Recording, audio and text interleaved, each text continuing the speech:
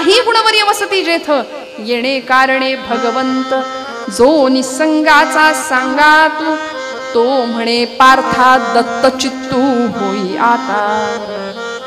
भग म्हणजे गुण आणि वान म्हणजे व्यापण. गुणांनी जो व्याप्त आहे त्याला भगवान म्हटलंय. आणि असा गुणाधीश, गुणांचा स्वामी असलेला भगवंत आहे. त्याच्याकडे किती गुण आहेत? ज्ञान, वैराग्य, ऐश्वर्य, यश, श्री, औदार्य.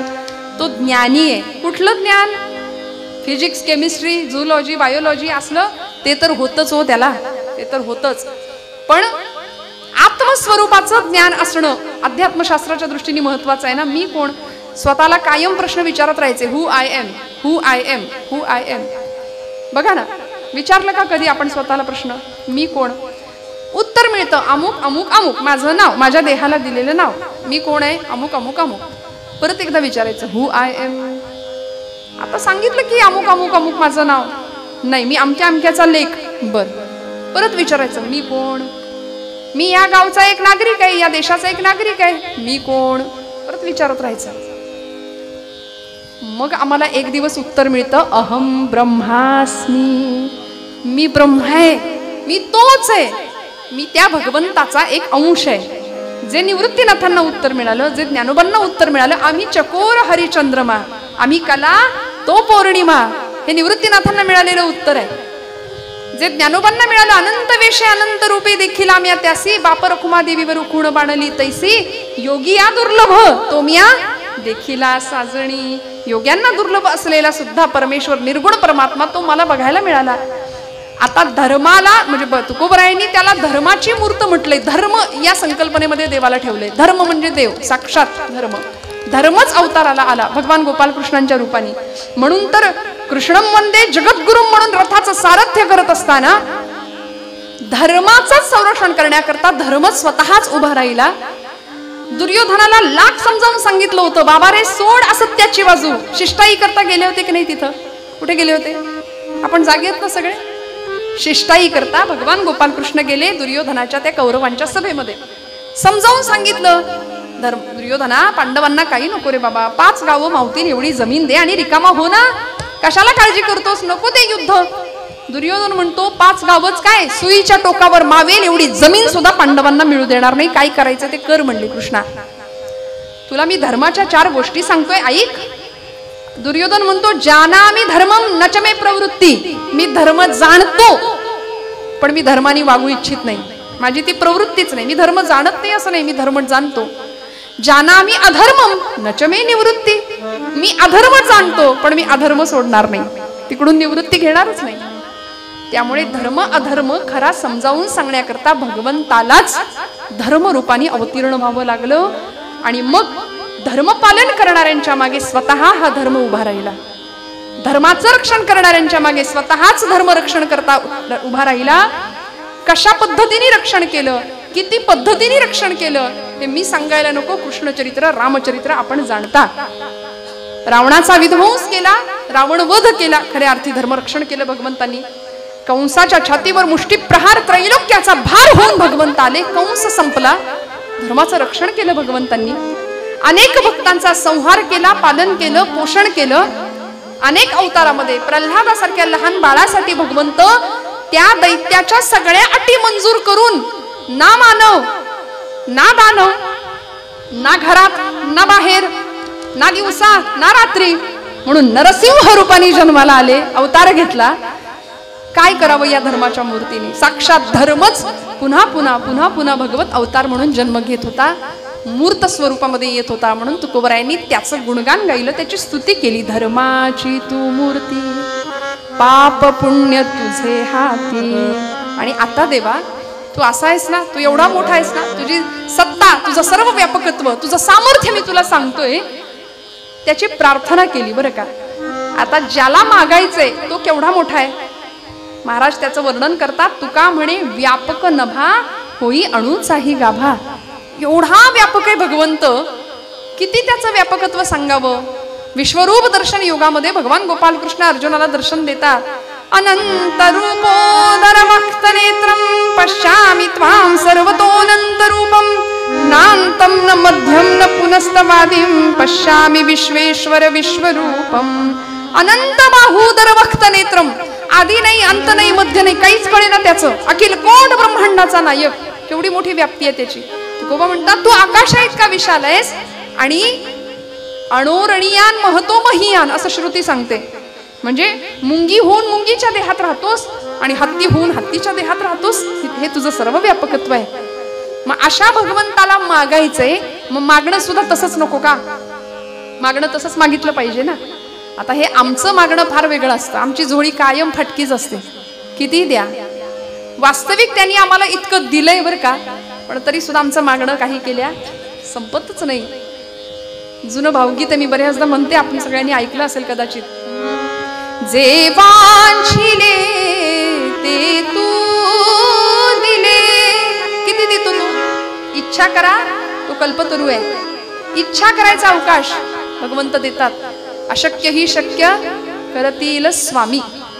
जे वांछिले ते तू दिले, कल्पद्रुमा हे आदिमा हे अंतिमा हे आदिमा हे अंतिमा. जे वांछिले ते तू दिले, कल्पद्रुमा हे आदिमा हे अंतिमा. वा वा, काय सामर्थ्य आहे त्याचं. या मातीचे आकाश तू, या मातीचे आकाश तू, शिशिरात या मधुमास तू, शिशिरात या मधुमास तू.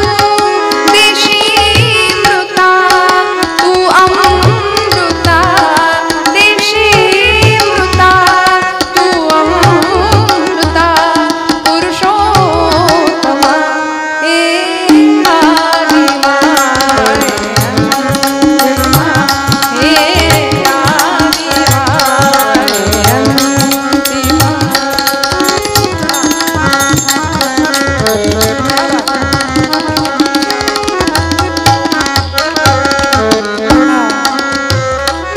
देणे तुझे तुझे श्री, देणे तुझे तुझे श्री. झालो ऋणी जन्मांतरी, झालो ऋणी जन्मांतरी. अपकार मी, अपराध मी, अपकार मी, अपराध मी. परी तू क्षमा हे आदिमा हे अंतिमा हे आदिमा हे अंतिमा हे आदिमा हे अंतिमा. दाता असलेला भगवंत आम्ही कितीही मागायला गेलो तरी आमची झोळी कायम फाटकी असते. आम्हाला कितीही त्यांनी दिलं तरी सुद्धा, पण त्याच्याकडे काय मागायचं असतं. खरं सांगू का, पेशवाईतली एक गोष्ट आमचे जुने कीर्तनकार नारदी कीर्तनामध्ये शक्यतो हा दृष्टांत बऱ्याचदा सांगायचे. पंडिती काव्य ज्याला म्हणतात बरं का, डोंगर पोखरून उंदीर काढणे, बऱ्याच जणांनी ऐकलं असेल. काय पेशवाईच्या काळामध्ये पेशवे सरकार असे निघालेत रस्त्यानी, आणि थंडीचे दिवस, एक असा रस्त्यावर माणूस बसलेला आहे. आता दाता कोण आहे म्हटल्यानंतर काय मागितलं पाहिजे. तुकोबारायांना ठाऊक आहे, देणारा सर्वज्ञ सर्वसाक्षी सर्वशक्तिमान भगवंत आहे. मग त्याच्याकडं मी काय मागितलं पाहिजे, म्हणून तुकोबाराय पुढचं मागणं मागतातच आहे. पण देणारा कोण आहे याची ओळख होणं फार गरजेचं असतं. मग काय मागितलं जावं. ते पेशवे असे निघाले होते रस्त्यानी. एक माणूस असा थंडीने कुडकुडत त्या कठ्ठ्यावर बसलेला, आणि पेशव्यांनी त्याला विचारलं, बाबा रे काही तुला हवं आहे का, काही मदत हवी आहे का. तो म्हणाला हो हो, आणि त्यांनी मागायला सुरुवात केली. येथे सह्याद्री कन्या पतिसुत ललना यौवना माझी जेव्हा, रामस्त्री नाम काना त्यजुनी उरत जे पीडिते फार आम्हा. हस्ती हस्तैंद्र वृंदांतक मुख रिपुचे नाम पूर्वार्ध नाही. या लागी स्मासुतेशा अरी अनुज सखी स्वल्पही येत नाही. पंढरीनाथ महाराज की जय. आता याचा सगळ्याचा अर्थ मी थोडक्यात सांगते, आपण टेन्शन घेऊ नका अजिबात. येथे सह्याद्री कन्या पतिसुत ललना यौवना माझी जेव्हा. आता पटपट पटपट जागे असेल तर मला उत्तर दे, ते रिवर्ब बंद करावं. पंढरीनाथ महाराज की जय. येथे सह्याद्री कन्या, सह्याद्री पर्वत आहे, पर्वताची कन्या कोण कोण बोला ना, तुम्ही जागे. आपली ओळख नाही का? तुम्ही नाराज आहे का माझ्यावर? हा म्हणा ना. येथे सह्याद्री कन्या, सह्याद्री कन्या म्हणजे पर्वताची मुलगी. कुणाला म्हणता येईल? कुणाला? जी पर्वतातून उगम पावते ना, ती कोण? नदी. याला पंडिती काव्य म्हणायचं बरं का. सह्याद्री कन्या पती सुत ललना, तिचा पती म्हणजे कोण? बोला पटपट, पूर्वरंग संपवायचंय पटकन आपल्याला. येथे सह्याद्री कन्या पती, तिचा पती समुद्र. नदी कुणाला जाऊन मिळते? समुद्राला. पती सुत, आता त्याचा पुत्र कोण? समुद्राचा पुत्र कोण? येथे सह्याद्री कन्या पती सुत. अडकली आपली गाडी इथं बरं का. आता सांगा पटकन, त्याचा पुत्र कोण? बरं जाऊ दे, आपण सगळे आपले ते दिवस आठवा बरं जुने. लक्ष्मी कौस्तुभ पारिजात कसुरा. आठवलं का आपलं आपलं सगळ्यांना? धन्वंतरी, काय पुढे? चंद्रमा. तो जो चंद्र आहे की नाही, तो समुद्रातून आला म्हणून तो त्याचा पुत्र. हा, समुद्रातून निर्माण झाला तो पुत्र. मग येथे सह्याद्री कन्या पती सुत, इथपर्यंत आलो आपण. चंद्रापर्यंत उत्तर आलं. ललना, चंद्राची ललना कोण? चंद्राची बायको कोण? शर्वरी असं म्हणतात. रात्री, रात्र जी आहे ना, ती चंद्राची ललना समजली जाते. येथे सह्याद्री कन्या पती सुत ललना यौवना माझी जेव्हा.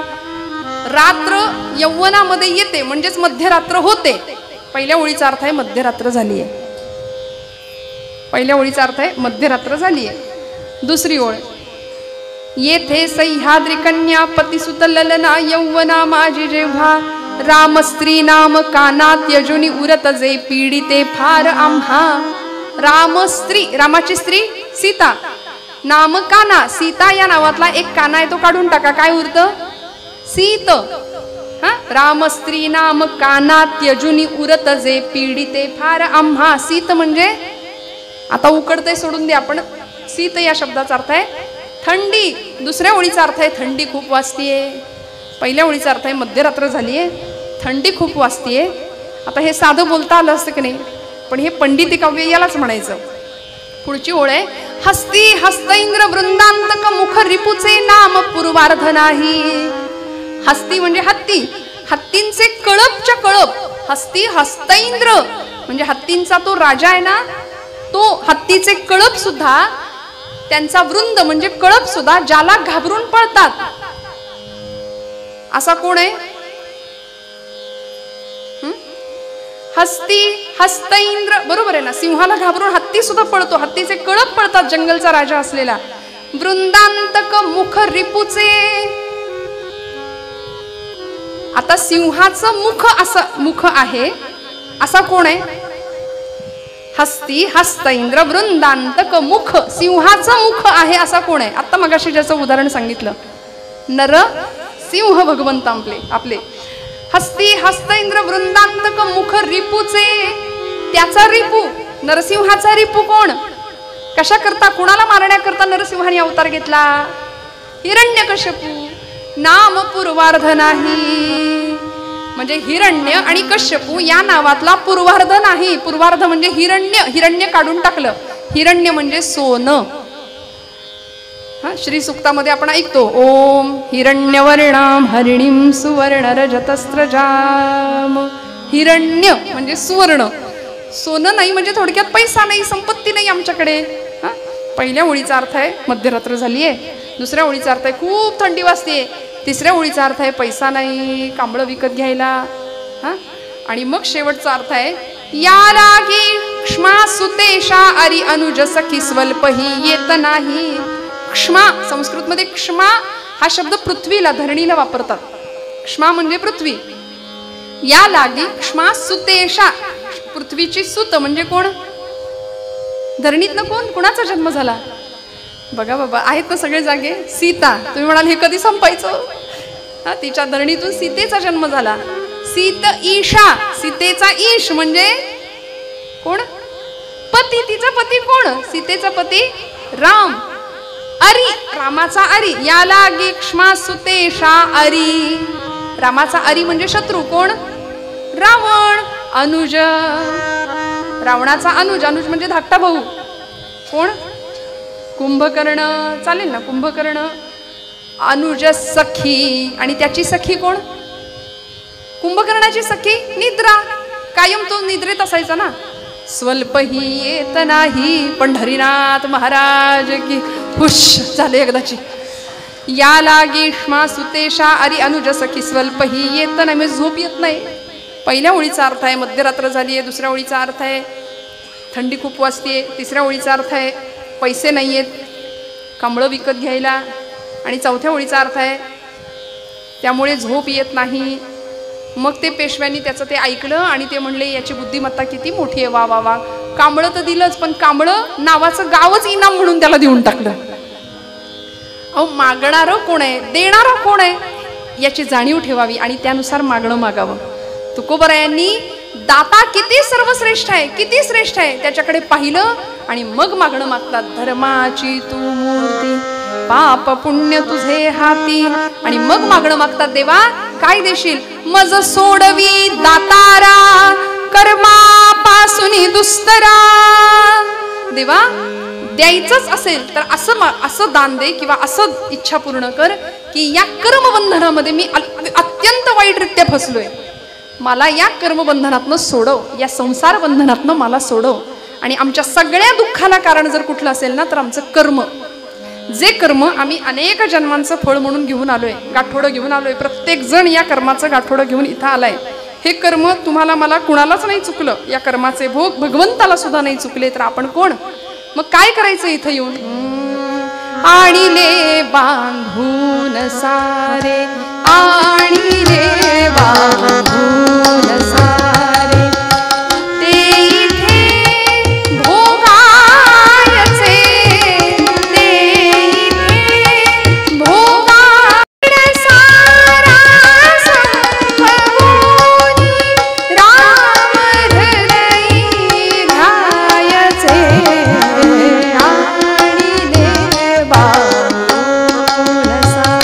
बांधून घेऊन आलोय आपण प्रत्येक जण. इथं भोगायचंय. करायचं काय इथं आल्यानंतर? आशा तृष्णा मोह सारे पाश हे तोडायचे. काय ते कर्तव्य माझे भान हे राखायचे. राम रंगी रंगोनी स्वानंद भुवनी जायचे. आणिले बांधून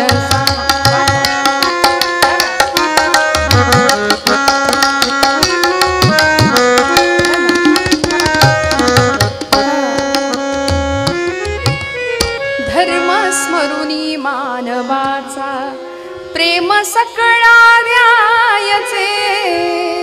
काय ते कर्तव्य माझे भान हे राखायचे. जे जे बांधून आणलेलं कर्माचं गांड सरकतोय. अरिस्टॉटल म्हणायचा change is the only constant thing. या जगामध्ये स्थिर काय असेल तर बदल. बदल ही एकमेव अशी गोष्ट आहे की जी स्थिर आहे. अखंड बदलत राहतो आपण, अखंड बदलत राहतो.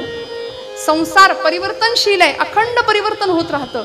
आणि मग या संसारामुळे, या कर्मबंधनामुळे आम्ही असे गुरफटलो याच्यामध्ये की आम्ही दुःखाला कारण ठरलो. आमच्या वाट्याला दुःखच यायला लागलं वारंवार. साधी गोष्ट आहे, आम्ही संसाराला धरलंय की संसाराने आम्हाला पकडलंय? झोप आली का? काय म्हणणं आहे आपलं? संसाराला आपण धरलंय. जुना दृष्टांत सांगितला जायचा, तुकोबरायांचं त्याच्यावर प्रमाण सुद्धा आहे. एका राजाने एक माकड पाळलं होतं आणि त्या माकडाची परीक्षा घेण्याकरता राजा प्रधानाला घेऊन जंगलात गेला. एका झाडाच्या डोलीमध्ये मुठभर फुटाणे त्यांनी टाकले आणि माकडाला सांगितलं, म्हणजे माकडाला आता ते फुटाणे दिसले तसं ते माकड आपोआप धावत गेलं आणि त्या झाडाच्या डोलीमध्ये त्यांनी हात घातला. फुटाणे भरून मूठ भरून फुटाणे घेतले आणि आता बाहेर हात काढायला लागला तर तो हात काही बाहेर येईना, हाताचा आकारमान वाढलं. मूठ भरली फुटाण्यांनी. गरज काय होती? मूठ सोडण्याची. मूठ सोडली असती हात आपोआप बाहेर आला असता, पण ते शेवटी माकडच. म्हणजे ही माकडाचीच गोष्ट आहे बरं का. ते माकड मूठ काही केल्या सोडायलाच तयार नाही. संसाराला आपण धरलंय की आपण संसाराला धरलंय हा प्रश्न आहे आपला. त्या माकडाला कळेनाच, अरे मूठ सोड, हात आपोआप बाहेर येईल, पण मूठ सोडायला तयार नाही. गरज होती मूठ सोडण्याची. राजाने युक्ती केली, प्रधानाला सांगितलं, एक पेढ्यांचं ताट आणून ठेवा बरं, माकडाला दिसेल अशा अंतरावर. त्या माकडाला दिसेल अशा अंतरावर पेढ्यांचं भलं मोठं ताट आणून ठेवलं. ते माकड बरं का पेढ्यांकडे पाहतंय पण मूठ काही सोडेना. पेढ्यांकडे लक्ष आहे, पेढ्यांकडे पाहतंय, मूठच सुटेना त्याची. गरज काय होती? मूठ सोडण्याची. हात आपोआप बाहेर आला असता. फुटाणे श्रेष्ठ की पेढे श्रेष्ठ? पेढे मिळाले असते ना, पण पेढ्यांकडे पाहतंय पण फुटाणे सोडायला तयार नाही. मग राजाने एक युक्ती केली, पोत भरून फुटाणे आणून ठेवले त्याला दिसेल अशा अंतरावर. मग मूठ सुटली. बघा, त्यापेक्षा म्हणजे मिळालेल्या सुखापेक्षा सर्वोच्च सुख आम्हाला प्राप्त होतंय.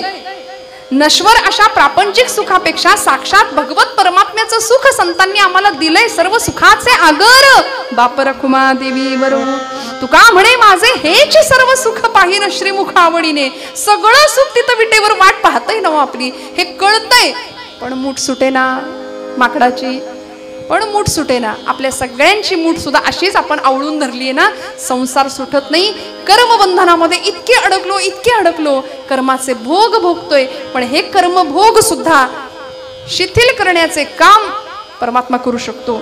या कर्मबंधनातनं सुद्धा सुटका करण्याचं काम परमात्मा करू शकतो. म्हणून तुकोबराय सांगतात, दुस्तर असं कर्मबंधन माझ्या मार्गात आलंय, त्या कर्मबंधनातनं माझी मुक्तता कर परमेश्वरा. मज सोडवी दातारा कर्मापासून दुस्तरा. करिसी माझा अंगीकार. मला स्वीकार भगवंता, माझा अंगीकार कर. जसा गणिका असलेल्या कान्होपात्रेचा सुद्धा तू अंगीकार केलास. ध्रुव बाळाला, प्रल्हादाला, सुदाम्याला सगळ्यांना जवळ केलंस. एका कुब्जेला सुद्धा तू कृपा केलीस. अनेक भक्तांचा उद्धार केलास. तसा माझा सुद्धा अंगीकार कर. आणि मग तुकोबराय सांगतात, जीवीच्या जीवना तुका म्हणे नारायणा.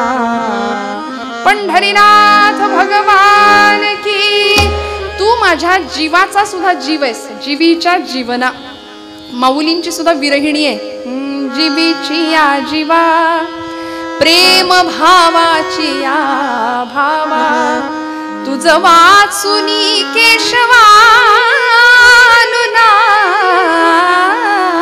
बडे.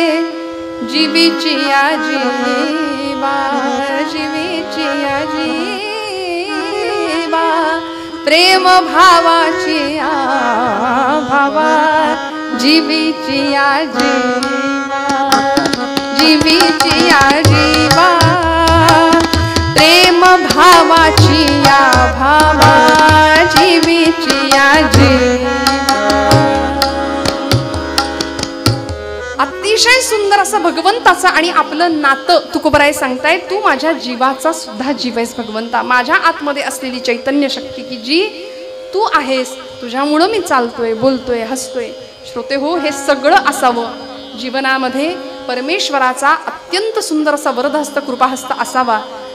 भगवत स्वरूप, भगवत विचार जर आमच्या जीवनाला त्याचा स्पर्श असेल ना. बघा ना, कपडे फाटले तर शिवता येतात.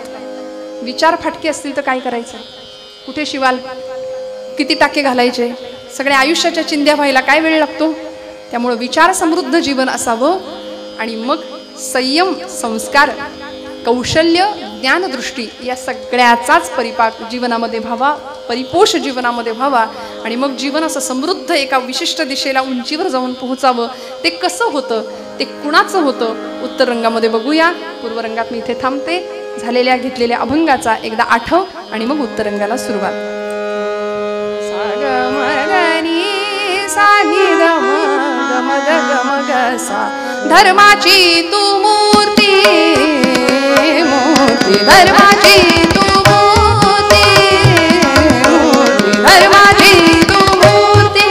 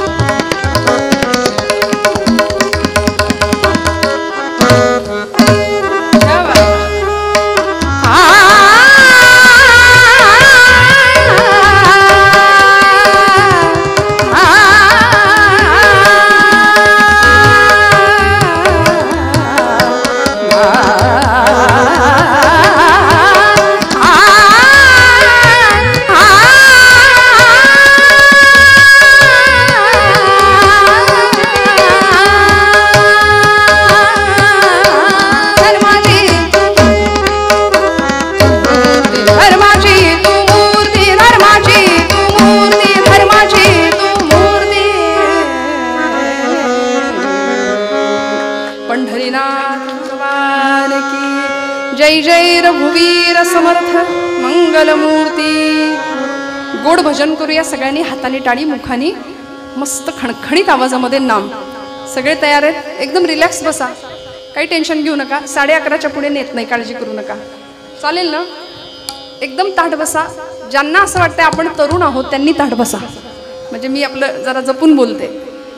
आणि खणखणीत सगळं टेन्शन, सगळा ताप, सगळं फ्रस्ट्रेशन काही क्षण बाजूला सोडा. मस्त हाताने टाळी. जी टाळी जन्म मरणाते टाळी, म्हणून कीर्तनी वाजावा शुद्ध टाळी. कीर्तनातली टाळी जन्म मरण टाळते, अनेक आधिव्याधी टाळते. त्यामुळे खणखणीत टाळी, खणखणीत नाम, सगळ्यांचा आवाज. भजन सोपं सांगते.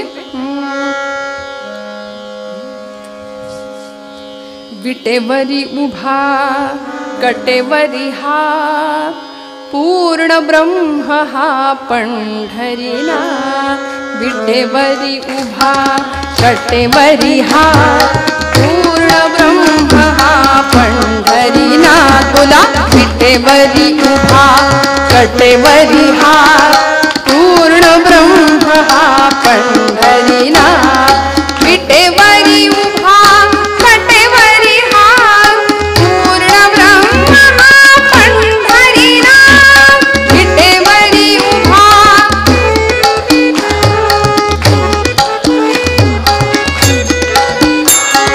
विटेवरी उभा कटेवरी हात, पूर्ण ब्रह्म हा पंढरीनाथ.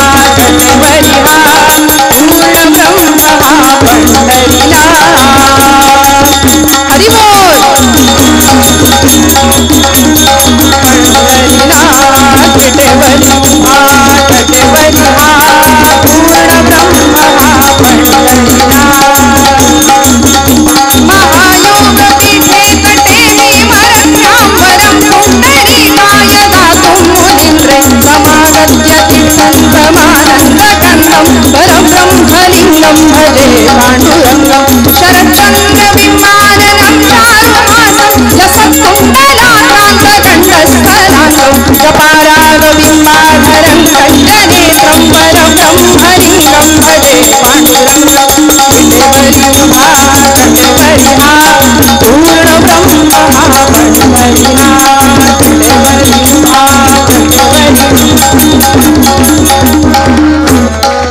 पंढरीनाथ भगवान की, राजाधिराज प्रभु रामचंद्र महाराज की जय जय रघुवीर।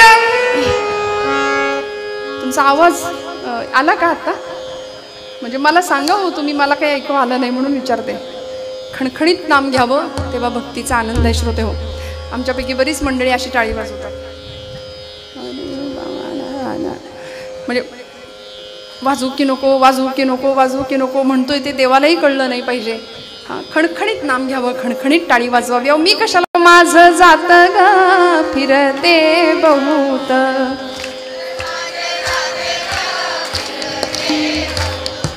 सुंदर माझे जाते ग फिरते बहुत,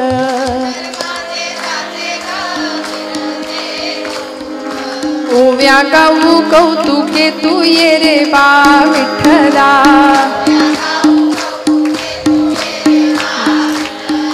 बघा कसे आमचे पुरुष वर्ग मंडळी. तुम्हाला म्हणायला सांगितली आमचं काहीच काम नाही, तुम्ही म्हणा. याचा अर्थ तुम्हाला काही लगेच कोणी दळण नाही आणून देणार दळायला. अहो सुंदर माझं जात ग फिरते बहुत, बोला बोला मागे. ओव्या गाऊ कौतुके तू ये रे बा विठ्ठला.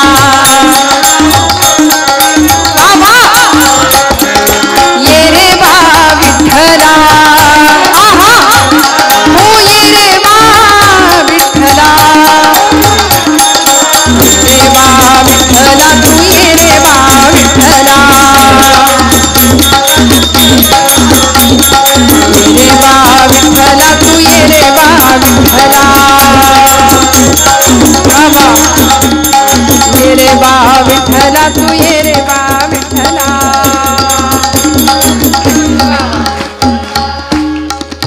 असा प्रपंच, अध्यात्माचा स्पर्श असलेला प्रपंच करायला काय हरकत आहे? जनाबाईंचा होताच नव्ह. 14 माणसांचं दळण रोज दळायच्या. त्या हातामध्ये जातं असायचं, काम असायचं आणि मुखात अखंड नाम असायचं. आपण जर चपाती भाकरी भाजी करताना इथं केल्याची किंमत नाही, खाल्ल्याची किंमत नाही, गिळा एकदाशी असं करून जर वाढलं तर खाणाऱ्याला तुम्ही बासुंदी वाडा, श्रीखंड वाडा, आम्रखंड वाडा, काही त्याचा अर्थ नाही. पण हेच तुम्ही साधी चटणी भाकरी सुद्धा छान देवाची द्वारी उभा क्षण भरी तेणे मुक्तिचारी साधी येल्या, असं मस्त पोळ्या करता करता भाकऱ्या करता करता हरिपाठ जर केला तर हरिपाठाच्या संस्कारातनं तयार झालेली भाकरी आमच्या पतिदेवांनी, आमच्या मुलांनी, आमच्या घरातल्यांनी खाल्ली तर आचार किती समृद्ध होईल याची कल्पना करा. अन्नात जायते बुद्धी म्हटलंय. जसं अन्न तशी बुद्धीच घडेल, निर्माण होईल. त्यामुळे तुमच्या माझ्यावर खूप मोठी जबाबदारी. येथ वडील जे जे करीती तया नाम धर्म ठेविती, त्याची येर अनुष्ठिती सामान्य सकल. मोठ्या माणसांवर प्रचंड मोठी जबाबदारी आहे. येणारा पुढचा काळ अत्यंत भीषण आणि भयावह आहे आमच्या लेकरांसाठी. लेकरं संख्येने कीर्तनाला सुद्धा कमीच दिसतात. तरुण पिढी कीर्तनाला संख्येने तुलनेने कमी दिसते. त्यामुळे येणारा काळ अत्यंत भयान भीषण आहे. याकरता आम्ही जागरूक असणं, सजग असणं अत्यंत महत्त्वाची, काळाची खूप मोठी गरज आहे श्रोते हो. धर्मस्वरूप परमेश्वराला भजणं आणि त्याच्याकडं जे मागायचंय तेच मागणं. बघा तो दाता आहे, तो द्यायला बसलाय, पण काय मागायचं याचा विवेक आम्हाला संत चरित्र आणि महापुरुषांची, सत्पुरुषांची चरित्र शिकवतात. महाभारतातला असाच एक प्रसंग आहे. माझ्या हातातल्या उर्वरित वेळेमध्ये सांगण्याचा प्रयत्न करते. नारदीय पठडीचं एक खूप सुंदर आख्यान आहे. आपण सगळ्यांनी कधीतरी कदाचित ऐकलंही असेल. अर्थात नवीन काहीच नसतं, सगळंच सगळ्यांनी ऐकलेलं असतं बऱ्यापैकी, कारण तुम्ही बहुश्रुत आहात, सगळ्यांचं ऐकता. पण अतिशय सुंदर अशा पदांच्या माध्यमातून जुन्या कीर्तनकारांनी बहार आणि रंगवलेलं असं हे आख्यान आहे. महाभारतातली अशी एक व्यक्ती आहे की ज्या व्यक्तीची भक्ती ही जगाला दाखवण्याकरता नव्हती, जगाला दिसणारी नव्हती, पण परमात्मा गोपालकृष्णाला मात्र प्रिय होती. असे राजा शंतनूचे आणि गंगेचे पुत्र, गंगापुत्र पितामह भीष्म, गांगेय असं त्यांचं नाव, देवव्रत असं त्यांचं नाव. पितामह भीष्म भगवान गोपालकृष्णांची निस्सीम भक्ती करावी, जगाला दाखवणारी भक्ती नव्हती, वरवर दिसायला साथ होती अधर्माची. हस्तिनापूरच्या सिंहासनाशी एकनिष्ठ असलेले पितामह भीष्म, प्राण गेला तरी चालेल पण सिंहासनाशी असलेली निष्ठा सोडणार नाही अशी प्रतिज्ञा केली होती. भीष्म प्रतिज्ञा होती. अधर्म समोर घडताना पाहत होते पण तरी सुद्धा कुरुकुलाची, कौरव पक्षाची साथ सोडली नाही पितामह भीष्मांनी. पण हृदयामध्ये मात्र अधिष्ठान अखंड धर्माचं. धर्माची तू मूर्ती, पाप पुण्य तुझे हाती. अखंड धर्माचं अधिष्ठान हृदयामध्ये. त्याच धर्म भावनेला धरून प्रत्येक कर्म हातून घडत होतं. वरवर दिसायला लोकांना अधर्माची साथ आहे असं वाटत होतं पण भगवंताचं अधिष्ठान कायम हृदयाशी. भगवंतांनी अखंड समजावून सांगितलं दुर्योधनाला, पण दुर्योधन ऐकलं नाही. दोघंही मदत मागण्याकरता आले होते द्वारकेला भगवंतांना. दुर्योधन सुद्धा आला होता आणि अर्जुन सुद्धा आला होता. युद्धासाठी मदत पाहिजे भगवंता तुझी. दुर्योधनाला नारायणी सेना सगळी दिली भगवंतांनी. सेना घेऊन दुर्योधन निघून गेला आणि अर्जुनाला भगवंत व्यंग करत कुचेष्ठेने थोडं विचारत होते, त्याला चिडवत होते की म्हणाले, अर्जुना हार निश्चित है तेरी, हरदम रहेगा उदास. अरे माखन तो दुर्योधन ले गया, केवल छास बची तेरे पास.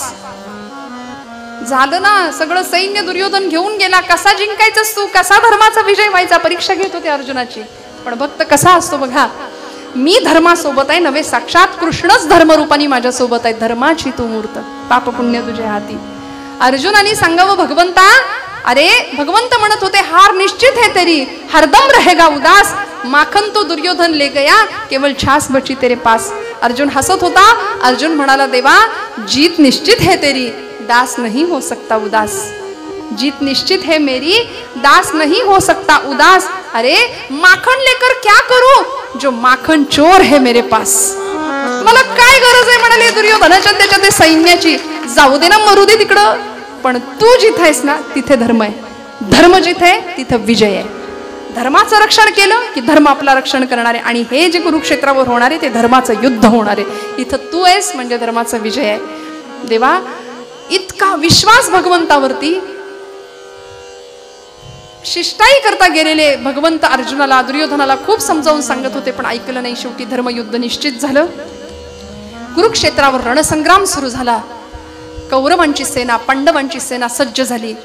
भगवंतांची नारायणी सेना कौरवांच्या बाजूने लढतीये. स्वतः अखिल कोट ब्रह्मांडाचा नायक अर्जुनाच्या रथाचं सारथ्य करतायत. अर्जुन, पार्थ, धनंजय हातामध्ये शस्त्र घेऊन लढण्यास सिद्ध आहे. 18 अध्यायी गीता अर्जुनाच्या निमित्ताने तुम्हाला मला भगवंतांना सांगावी लागली, कारण समोरचा रणसंग्राम पाहिला, समोरचे आपलेच नातेवाईक आप्तेष्ट पाहिले आणि हातपाय गळून गेले हो त्याचे. हातात शस्त्र गळून पडलं आणि म्हणाला, देवा सिदंती मम गात्राणी मुखंच परिशिष्यती. माझे हातपाय गळून पडले, शस्त्र गळून पडतंय, घशाला कोरड पडली, मी करू लढू तरी कसा. आणि असा गर्भगळीत झालेला अर्जुन, त्याला भगवंत सांगतात, हतो वा प्राप्सेसी स्वर्गम जित्वा वा भोक्षसे महिम. रणांगणावर धारातीर्थी पतन पावलास तर अर्जुना स्वर्गात जाशील आणि जिंकलास तर धर्माचं राज्य आहे ते तुझं लक्षात ठेव. प्रचंड मोठी ताकद अर्जुनाला मिळाली गीतेच्या माध्यमातून. आणि शेवटच्या अध्यायात अर्जुन सांगतात, नष्टो मोह स्मृतिर्लब्ध्वा तत्प्रसादान मय्याच्युता स्थितोस्मि गतसंदेह करिष्ये वचनम तव.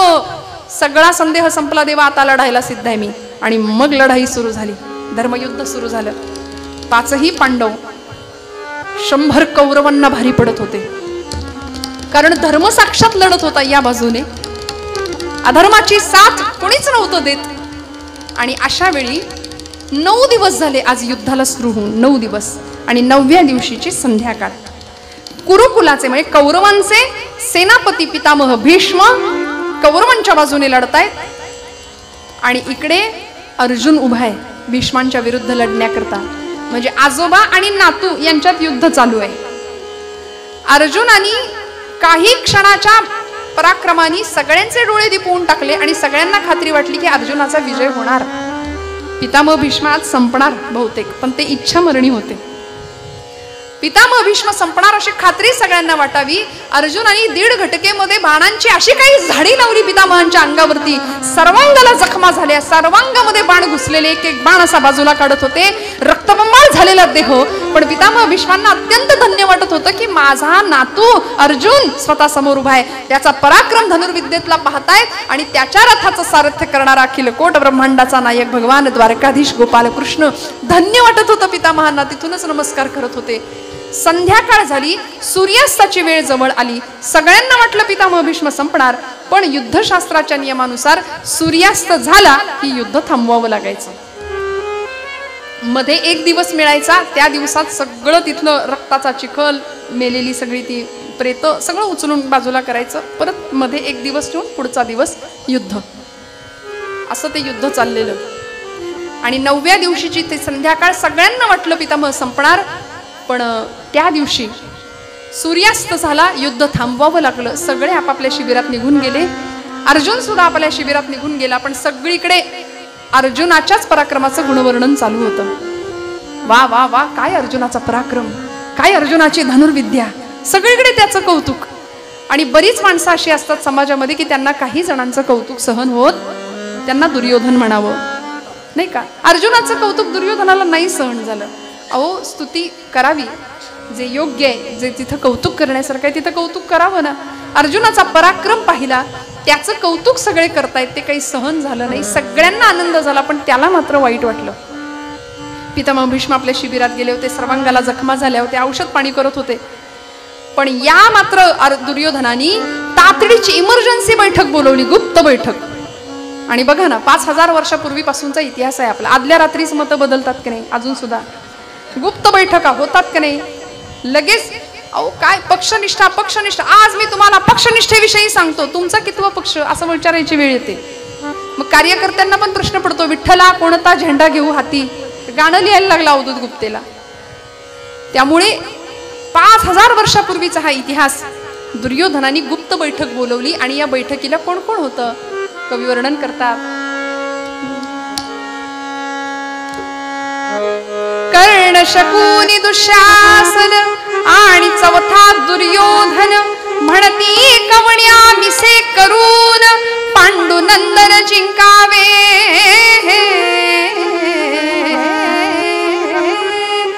चार जण बैठकीला बसलेत. कोण कोण आहेत? कर्ण, शकुनी, दुःशासन आणि चौथा दुर्योधन. 4 जण. आपल्याकडे चौकडी असते, तिला काय म्हणतात जाऊ दे ना, मी कशाला बोलू. पारापारावर कट्ट्या कट्ट्यावर बसलेली माणसं असतात. या देशाची क्रांती झाली पाहिजे, याला काही कळत नाही, त्याला काही कळत नाही, यांच्या हातात पत्ते, तुम्ही काय करता. अशी चौकडी बऱ्याच ठिकाणी आपल्याला आढळते.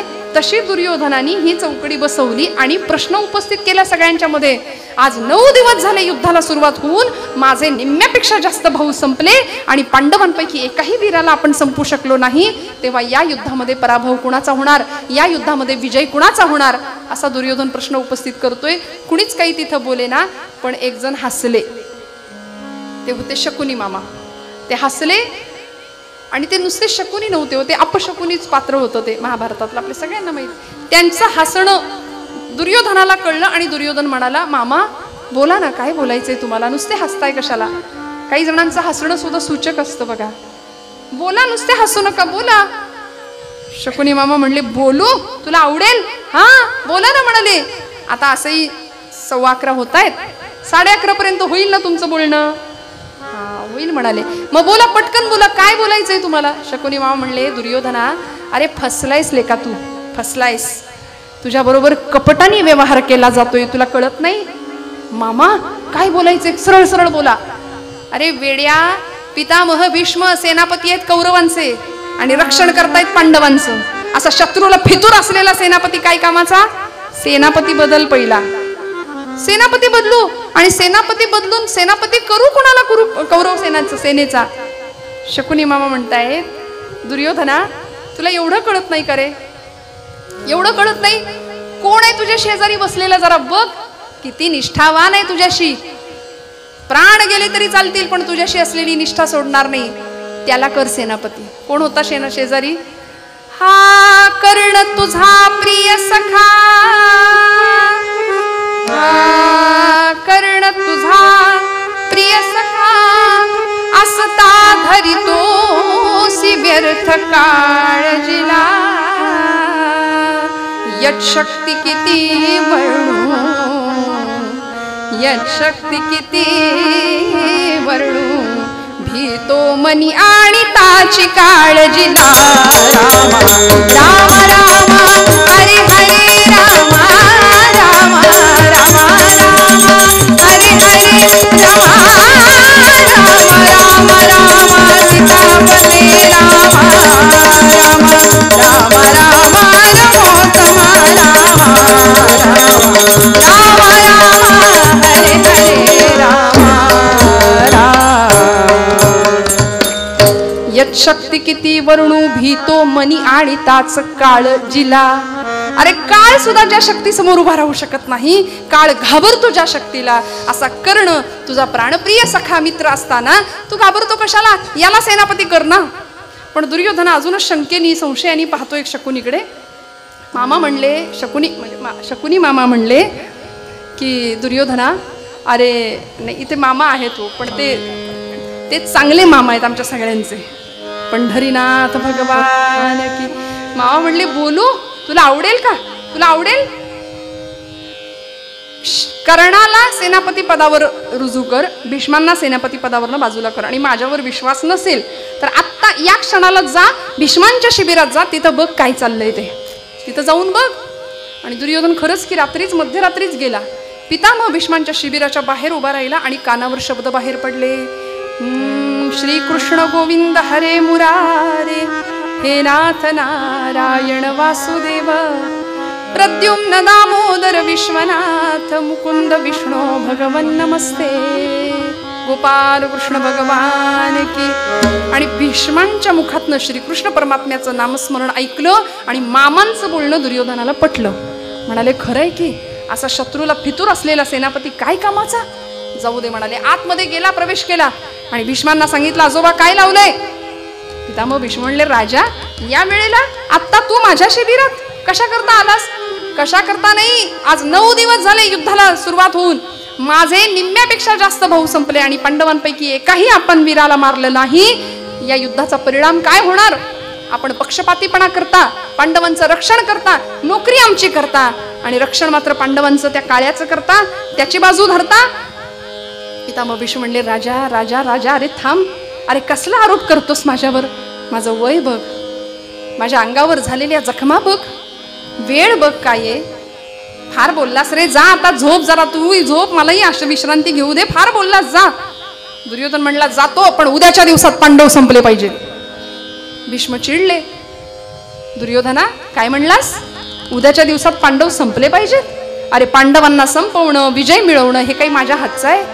आणि त्यांच्यावर विजय मिळवण्याकरता आजपर्यंत तुझं केलेलं कर्म काय आहे की तुला जय मिळावा? आजपर्यंत केलेलं कर्म आठव. सत्याची बाजू आहे तुझी, धर्माची बाजू आहे तुझी. दुर्योधन म्हणतो, ते काही मला माहिती नाही, उद्याच्या दिवसात पांडव संपले पाहिजेत. पितामह भीष्म म्हणतात, दुर्योधना असले आरोप करतोस ना माझ्यावर, अर्जुनाच्या बाणांनी जेवढ्या जखमा झाल्या नाहीत ना, तेवढ्या जखमा तुझ्या शब्दांच्या बाणाच्या होत आहेत मला. आणि खरंय श्रोते हो, शब्दाची जखम शस्त्राच्या जखमेपेक्षा भयानक असते. शस्त्राची जखम भरून निघते, पण म्हणून शब्दांनी कुणाला दुखवू नये असं म्हणतो ना आपण, शब्दांनी कुणालाच नाही दुखवायचं. भीष्म म्हणे रे राया, लागती वाग्बाण काळ झाला की, समरी श्रम आता तुझ वदता फार काळ झाला की. जा जा, उशीर झालाय म्हणाले, आता बोलू नकोस काही, जा. निघाला. उद्याच्या दिवसात पांडव संपले पाहिजे, त्याचं आपलं तेच टुमणं. भीष्म संतापले. थांब म्हणाले. काय म्हणालास? उद्याच्या दिवसात पांडव संपले पाहिजे, ठीक आहे, उद्या हा भीष्म तरी तुमच्या मार्गातनं बाजूला होईल, नाहीतर पांडव तरी स्वर्गवासाला जातील. शपथ घेतो, प्रतिज्ञा करतो म्हणाले. उदयी कमारीन पंडू नंदना, नाही तरी देईन आपुले प्राण,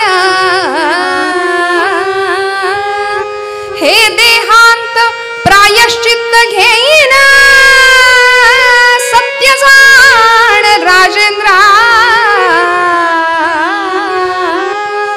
उद्या पांडव संपतील, नाहीतर हा भीष्म तुमच्या मार्गातनं बाजूला होईल, निष्पंडवी पृथ्वी करेन, अशी भीष्मांनी दुहेरी प्रतिज्ञा घेतली. पांडव तरी संपतील, नाहीतर मी तरी संपेन. तेव्हा याला बरं वाटलं. चला म्हणाला, हुश आपलं काम झालंय, निघाला. त्याला असं वाटलं आपलं बोलणं कुणीच ऐकलं नाही, पण ऐकलं. अखिल कोट ब्रह्मांडाचा नायक कोण होतो? त्या द्वारावरती, भीष्मांच्या शिबिराच्या त्या दारावर उभा होता एक पहारेकरी, एक दूत होता. कोण होता तो? तिथे होता एक दूत माधवाचा, तिथे होता एक दूत माधवाचा, तिथे होता एक दूत माधवाचा, तिथे होता एक दूत माधवाचा. सेवी कौरव परिपक्ष पांडवाचा, सेवी कौरव परिपक्ष पांडवाचा, तिथे होता एक दूत माधवाचा, माधवाचा. भगवान गोपाल कृष्णांचा दूत त्यांनी लगेच बातमी पोहोचवली. अर्थात तो अखिलकोट ब्रह्मांडाचा नायक, नटधारी नटनायक, त्याला काय अवघड होतं कळणं. तिथपर्यंत बातमी पोहोचली, पांडवांच्या शिबिरात बातमी पोहोचली. एवढंच नाही, पांचाली, याज्ञसेनी, द्रौपदीपर्यंत बातमी पोहोचली. आणि मग मात्र या द्रौपदीने धावा केला भगवान गोपाल कृष्णांचा. बघा, साक्षात आजोबा पितामह भीष्म प्रतिज्ञा करतायत आपल्या पतींना मारण्याची. एक सौभाग्यवती स्त्री द्रौपदी सीता तारा मंदोदरी सताम पंचकन्याम स्मरे नित्यम वेदवाणी प्रवर्तते.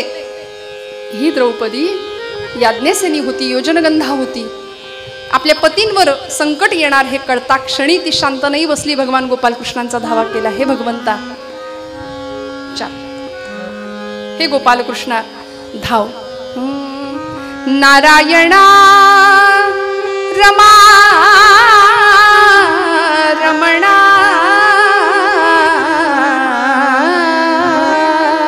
हे कृष्णा, हे गोविंदा, हे माधवा, हे ऋषिकेशा, धाव. माझ्या प्रत्येक संकटात तू धावलास ना. भर दरबारात दुःशासनाने मला केसांना धरून फरफटत ओढत आणलं होतंस, दयेची याचना करत होते, पण तू आलास, कुणीच नाही माझ्या कामी आलं. आता परत ये. नारायणा रमा रमणा, नारायणा रमा रमणा, मधुसूदना मनमोहना रे, मधुसूदना मनमोहना, करुणाघना रे, नारायणा रमा रमणा, नारायणा.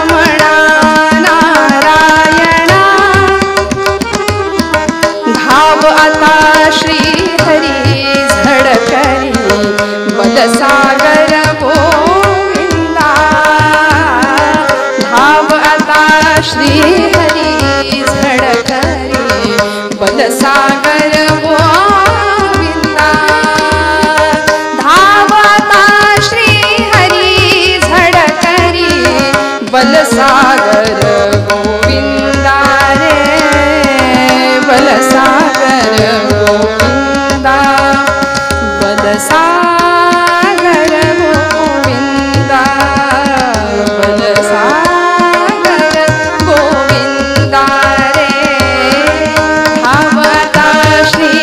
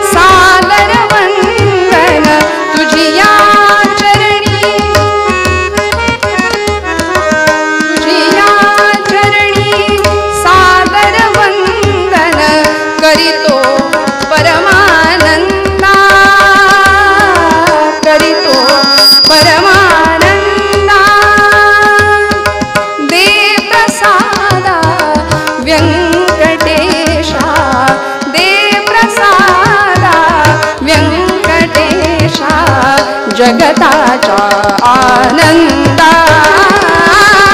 रे नारायणा रमा रमणा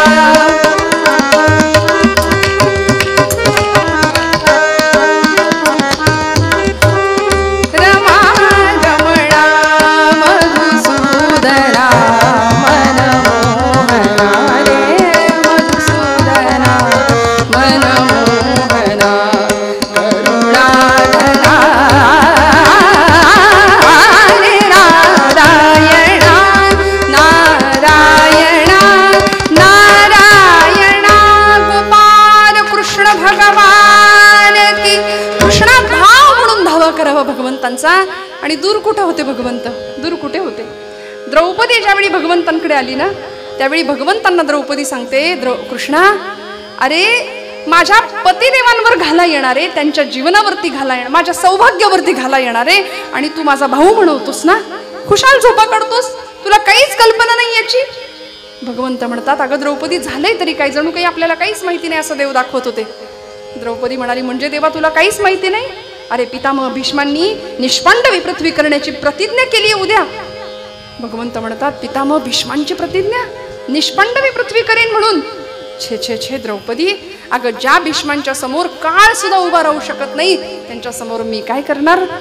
द्रौपदी म्हणते म्हणजे देवा याच्यावर उपाय नाही आता. छे छे उपाय कसला विचारते, अगं काळाला सुद्धा ज्यांच्या पुढे उभं राहण्याची ताकद नाही मी काय करणार. द्रौपदी म्हणते ठीक आहे देवा, मग माझे पती उद्या संपणार, मग त्याआधी आज ज्या यज्ञवेदीतनं माझा जन्म झाला त्या यज्ञवेदीला माझा देह मी समर्पित करते, मी निघाले कृष्णा.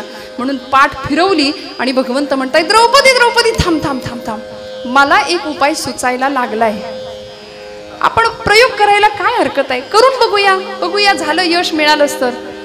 द्रौपदी म्हणते काय करायचं देवा सांग पटकन. भगवंत म्हणाले हे बघ द्रौपदी, ज्यांनी ही प्रतिज्ञा केली आहे ना त्यांच्याकडे जायचं आत्ता, हो या मध्यरात्री, हो आत्ता निघायचं. अरे शत्रू पक्षाचा सेनापती, बंदोबस्त केवढा असेल, सिक्युरिटी केवढी असेल, तिथं आपण पोहोचणार कसं तिथपर्यंत. तू कशाला काळजी करते द्रौपदी, मी आहे ना, मी नेतो ना तुला.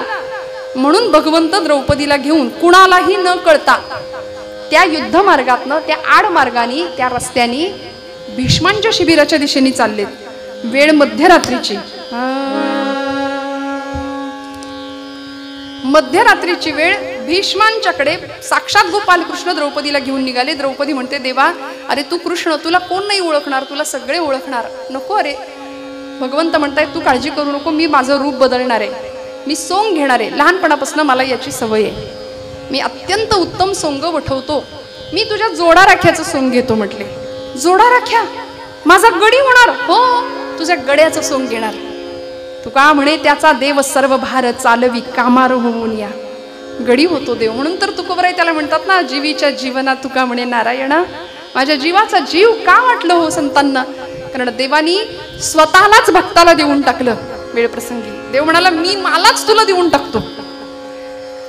द्रौपदीचा गडी झाला भगवंत, जोडा राख्याचं सोंग घेतलं आणि निघाले दोघ जण त्या युद्ध मार्गावरनं, त्या काट्याकुट्यांमधनं, अक्षरशः रक्ताचा चिखल झालेल्या त्या युद्धभूमीतनं भगवंत स्वतः द्रौपदीला घेऊन निघाले.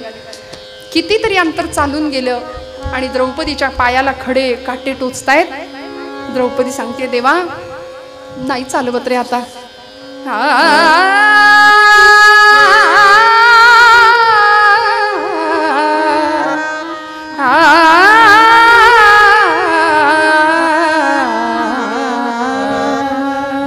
नाही रे चालवत देवा आता. मजला चालवेना हरी, मजला चालवेना हरी, मजला चालवेना हरी, मजला चालवेना. देवा नाही रे चालवत, पायात खडे टोचतायत, काटे टोचतायत. भगवंत म्हणतात द्रौपदी अगं वेडे आधी नाही का सांगायचं, हे घे माझ्या वाहनात तू घाल. द्रौपदी म्हणते काय आखरीत लावलंयस रे आज, आधी जोडा राख्या गडी झालास, आता तुझ्या वाहना माझ्या पायात घालायला देतोस. देवा काय म्हणू तुला. द्रौपदी उशीर करू नको. हे बघ भगवंतांच्या स्वतःच्या हाताने द्रौपदीच्या पायात स्वतःच्या वाहना सरकवतायत भगवंत.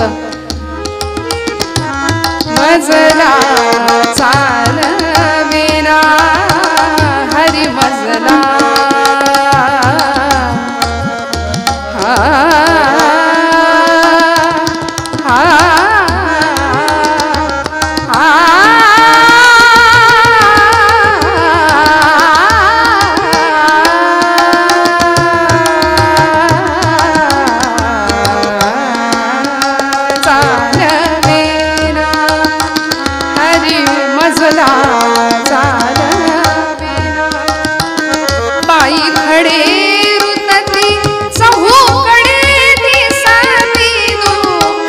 पाहावेना चालवेना हरी मजला चालवेना चालवेना चालवेना. देवा नाही रे चालवत. देवानी स्वतःच्या वाहनात द्रौपदीच्या पायात सरकवल्या. बघता बघता बघता शिबिर भीष्मांचं जवळ आलं. शिबिराच्या बाहेर द्रौपदीला सांगितलं, आता हे बघ इथपर्यंतच माझं काम होतं, आता आतमध्ये तू एकटीनं जायचं. वा रे वा, मला एकटीला आत पाठवतोस, इथपर्यंत मला आणलंस. हे बघ द्रौपदी, भीष्मांचा नियम आहे, भीष्मांच्या शिबिरामध्ये 3च व्यक्तींना प्रवेश आहे. एक एखादा साधू संत बैरागी सत्पुरुष असेल त्याला. 2 एखादी पतिव्रता सौभाग्यवती स्त्री असेल तिला. आणि 3 साक्षात द्वारकाधीश गोपालकृष्णाला. 3घांनाच पितामहांच्या शिबिरात प्रवेश असतो. मी कोण आहे? मी कृष्ण आहे का? मी तुझा जोडा राख आहे, मी आत कसा येऊ? देवा वारे वा, मला इथपर्यंत आणलंस, इथे थांबतोस, जा आतमध्ये जा आणि भीष्मांशी बोल, तुला काय बोलायचं ते. द्रौपदी सांगते, देवा मी जाईन खरी, पण भीती वाटते रे. त्यांनी जर मला विचारलं तुझ्याबरोबर कोण आलंय, तुला इथपर्यंत कुणी आणलं, तर काय उत्तर देऊ? सांग माझा जोडा राख्या गडी आलाय म्हणून. खोटं बोलू? गडी म्हणू का रे देवा तुला? अगं सांग माझा जोडा राख्या गडी आलाय म्हणून. द्रौपदी जड पावलांनी आतमध्ये गेलीये. पितामह भीष्म मध्ये एक पडदा होता आणि त्याच्या पलीकडे पितामह भीष्म होते. सर्वांगात जखमा झालेल्या, अस्वस्थ झालेत, येरझाऱ्या घालतायत. दुर्योधन नुकताच निघून गेला होता ना. भीष्मांनी प्रतिज्ञा केली होती निष्पांडवी पृथ्वी करण्याची, आणि अस्वस्थ झालेत, येरझाऱ्या घालतायत आणि स्वतःलाच दूषण देतायत. अरे धिक्कार असो माझ्या या जीवनाचा म्हणाले. आपलेच नातवांना मारायचं, आपलीच वंशवेल तोडून टाकायची, असा कुणावर उद्या प्रसंग येऊ नये.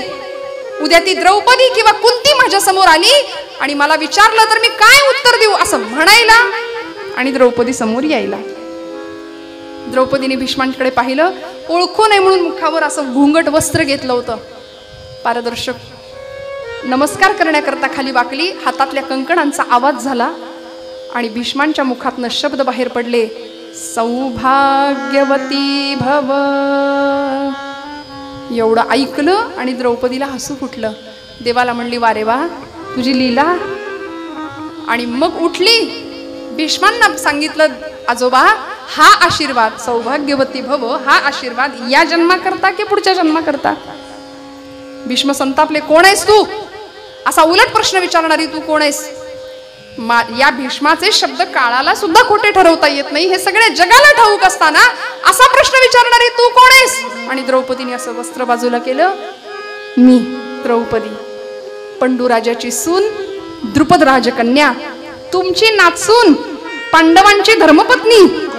उद्या वैधव्याचा प्रसंग येणार आहे, उद्या निष्पांडवी पृथ्वी तुम्ही करणार, तुम्ही ही प्रतिज्ञा घेतलीये. म्हणून म्हटलं जाता जाता तुमचं दर्शन घ्यावं म्हणून इथं आली आहे. पितामह भीष्मांनी द्रौपदीला पाहिलं, कोण द्रौपदी तू? सर्वांग कंपायमान व्हायला लागलं, डोळ्यातनं घळघळ नेत्राश्रू व्हायला लागले. आणि द्रौपदीला पितामह भीष्म म्हणताय, द्रौपदी कोण आलंय तुझ्या बरोबर? कोण आलंय तुझ्या बरोबर, खरं सांग. द्रौपदी म्हणते, माझा जोडा राख्या. कोण आलंय? माझा जोडा राख्या गडी आलाय. कोण आलंय द्रौपदी? माझा जोडा राख्या गडी आलाय. धावले पितामह भीष्म बाहेर, लोटांगण घेतलं, पाऊलाशी कडकडून मिठी मारली घट्ट पाऊलांना भगवंतांच्या, आणि म्हणाले, आपण द्रौपदीचे कोण? द्वारपाल? नाही म्हणले, जोडा राख्या. कोण कोण? भालदार, चोपदार? नाही म्हणले, जोडा राख्या. ही कुठली पदवी देवा? नवीनच. पांडवांच्या करता नाही नाही ती सोंग घेता आणि आम्हाला साधं दर्शन सुद्धा द्यायचं नाही. अहो भगवंतांचं रूप पाहिलं भीष्मांनी. काळी कांबळी काठी कुक्षी जोडा हो, काळी कांबळी, काळी कांबळी काठी कुक्षी जोडा हो, काळी कांबळी.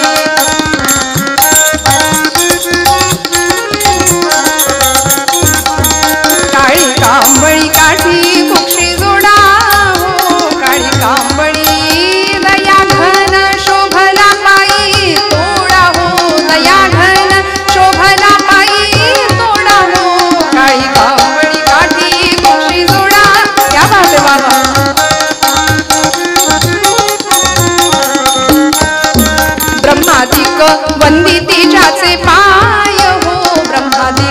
वंदिती जाचे पाय हो धन्य पिता प्रसविली जाची माय हो धन्य पिता प्रसविली जाची माय हो काळी कांबळी काठी कुक्षी जोडा हो काळी कांबळी काठी कुक्षी जोडा हो काळी कांबळी. भीष्मांनी लोटांगण घेतलं, भगवंतांचे पाय धरले. सोडणार नाही देवा आता तुम्हाला, मी संकटात सापडलोय, मला सोडवा. मज सोडवी दातारा कर्मापासून दुस्तरा, याला म्हणायचं हरदासाची कथा. मूळ पदावर तुकोबरायांचा पूर्वरंगातला अभंग आपण घेतलाय. काय मागणं मागावं भीष्मांनी? पाय धरले भगवंतांचे, सोडणार नाही म्हणले देवा पाय. भगवंत म्हणाले काय झालंय तरी काय, काय म्हणजे संकटात सापडलोय देवा. कमाल आहे तुमची भीष्मा आजोबा. अहो ज्या मुखानी पांडवांना मारण्याची प्रतिज्ञा घेता त्याच मुखानी द्रौपदीला आशीर्वाद देता सौभाग्यवती भव. काय करायचं तुमचं? भीष्म म्हणाले देवा संकटात सापडलोय. भीष्म प्रतिज्ञा माझ्या शब्दांना म्हणतात, काळालाही माझे शब्द खोटे ठरवता येत नाही. तुम्हीच करा, सांगा आता काय करू, संकटात सापडलोय. भगवंत म्हणाले तुमच्या या संकटाशी माझा काही संबंध नाही. प्रतिज्ञा घेताना निष्पंडवी पृथ्वी करेन अशी प्रतिज्ञा घेताना मला विचारलं होतं का? नाही. मग द्रौपदीला सौभाग्यवती भव असा आशीर्वाद देताना मला विचारलं होतं का? नाही. मग माझा तुमचा काही संबंध नाही. चल चल द्रौपदी, झालंय आपलं काम म्हणले. झालंय. भीष्मांनी पाय पकडले, म्हणले देवा सोडणार नाही, आता नाही सोडणार. भगवंतांना सांगावं मला या संकटातनं सोडवा. मज सोडवी दातारा कर्मापासून दुस्तरा, धर्माची तू मूर्ती पाप पुण्य तुझे हाती. देवा तू सकल सत्ताधीश आहेस, तू धर्माची मूर्ती आहेस ना, तू साक्षात धर्म आहेस ना. मग आता माझं पाप आणि पुण्य तुझ्या हातात आहे. आयुष्यभर कुरुकुलाची सिंहासनाची एकनिष्ठपणे सेवा केली, पण तुझं नाम कधी मुखातनं सोडलं नाही. भगवंता माझ्या पाप पुण्याचं पारडं आता तुझ्या हातात आहे, तू मला या कर्मबंधनातनं सोडवायचं. भगवंत म्हणतायत ठीक आहे भीष्मा, काय प्रतिज्ञा केली तुम्ही? उदयी कमारीन पंडुनंदन. ठीक, एवढीच केली का? नाही, पुढे बोललोय ना, नाही तरी देईन आपुले प्राण. मग झालं तर म्हणाले तुम्ही तुमची सुटका योग्य पद्धतीने केलेली आहे. उद्या निष्पंडवी पृथ्वी करेन अशी तुम्ही प्रतिज्ञा केली ना, मग आता तेवढं करू नका. म्हणजे द्रौपदीला आशीर्वाद दिलेला खरा ठरेल, सौभाग्यवती भव. मग आता तुमची प्रतिज्ञा खरी व्हावी म्हणून काय करायचं शिल्लक राहते? नाही तरी आपुले देईन प्राण. म्हणजे मग प्रतिज्ञा ही खरी ठरेल आणि द्रौपदीचा आशीर्वादही खरा ठरेल. झालं, तुमच्याकरता शिखंडी नावाचं पात्र तयार आहे म्हणाले आता महाभारतातलं, नाही का? शिखंडीच्या माध्यमातून भगवंतांनी पितामह भीष्मांचा अवतार कार्य संपवले. अर्थात इच्छामरणी असलेले पितामह भीष्म भगवंतांना सांगतायत देवा सांगा, जी आज्ञा असेल ती मान्य आहे. पितामह भीष्म भगवंत म्हणतायत नातवांना मारून आजोबांनी जिवंत राहण्यात काय अर्थ आहे? आपण इच्छामरणी आहात, त्यामुळे आता आपलं अवतार कार्य संपवावं अशी भगवंतांची आज्ञा पितामह भीष्म या प्रसंगात घेतात. आणि मग कुरुक्षेत्रावर अर्जुनाने केलेल्या बाणांच्या शय्येवरती पितामह भीष्म पडलेले आहेत. समोर पांडव आहेत, युधिष्ठिर आहे, धर्मराज आहे, साक्षात धर्म आहे, आणि भगवान गोपालकृष्ण. भगवंत म्हणतायत तुम्ही इच्छामरणी आहात, तुम्ही तुमचं अवतार कार्य संपवाल, तुमच्या करता काय हवंय ते मागा. जीवीच्या जीवनात तुका म्हणे नारायणा. या न्यायाने पितामह भीष्म म्हणतात देवा मला काय हवं? आयुष्यभर एकनिष्ठपणे अधर्माची साथ दिली, पण धर्माची मूर्त असलेल्या तुला मात्र मी कधीच नाही विसरलो. अखंड तुझं नाम मुखात घेतलं. बस आता या मुखानी सहस्र नामावली तुझी गाता यावी, या डोळ्यांनी तुझंच रूप शेवटच्या क्षणाला डोळ्यांनी दिसावं, बस एवढीच अपेक्षा आहे. आणि भगवंतांनी भीष्मांची ती इच्छा पूर्ण करावी. शरपंजरी पडलेले पितामह भीष्म सहस्रनामावली गातायत.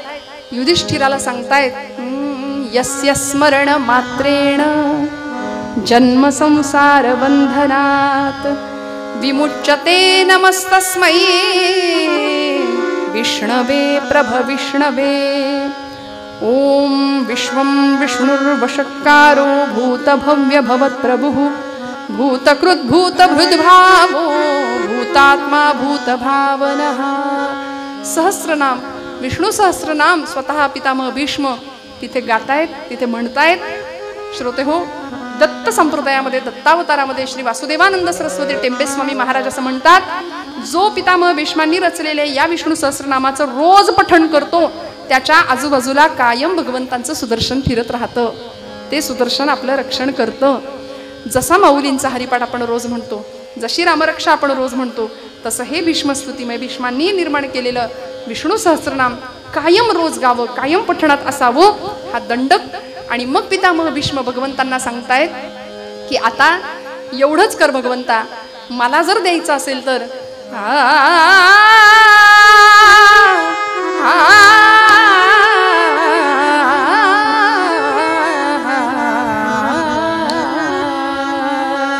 जीवीच्या जीवना, जीवीच्या जीवना,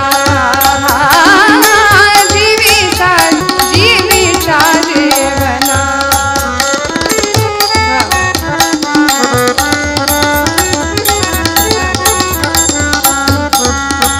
तुका म्हणे नारायणा, तुका म्हणे नारायणा,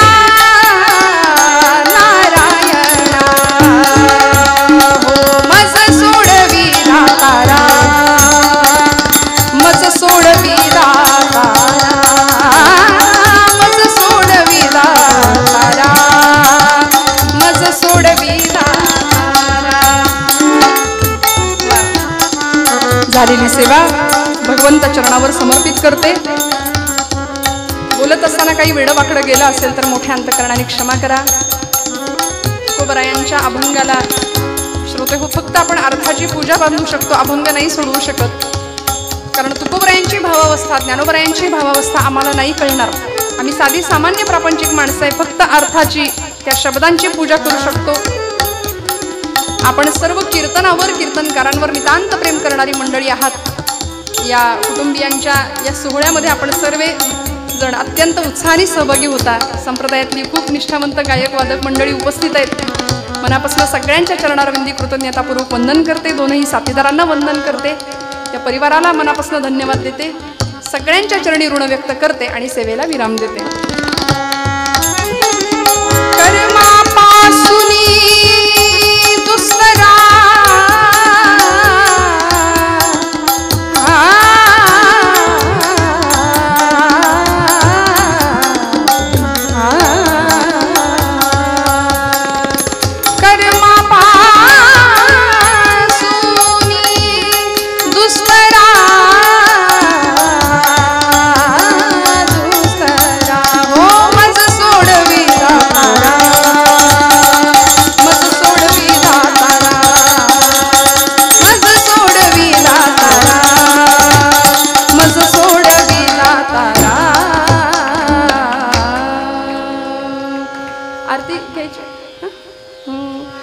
सगळ्या संतांनी जे मागणं मागितलं ते मागणं मागू आणि एक आरती फक्त गणपती बाप्पाची थांबूया. हे चिदान देगा देवा तुझा गुण गाईन आवडी हे माझी सर्व न लगे मुक्ती धन संपदा संत संगा देगा सदा कामणे गर्भवासी सुखे घालावे आम्हासी.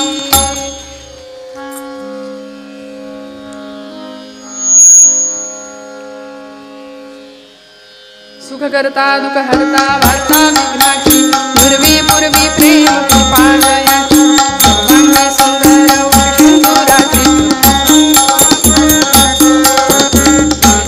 जय देव जय मंगल मूर्ती दर्शन मात्रे मन कामना पूर्ती. जय देव रत्न विष्ण वरा गौरी कुमरा कंदनाची मोठी कुंकुम शरणा हिरे जडिता शोभतो बरा धुळधुळतीनो पुरे चरणी घागरिया. जय देव जय मंगल मूर्ती दर्शन मात्रे मन